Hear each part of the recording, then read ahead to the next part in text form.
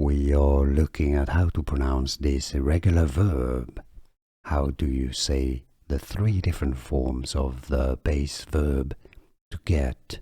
We'll be looking at how to say all most commonly used irregular verbs, so stay tuned. Get is the base. The past tense or past simple is pronounced as got. Got rather than get. As in, I got an ice cream yesterday. Got. The participle is pronounced as gotten. Gotten. Stress on the first syllable, or in American English they often say it as gotten.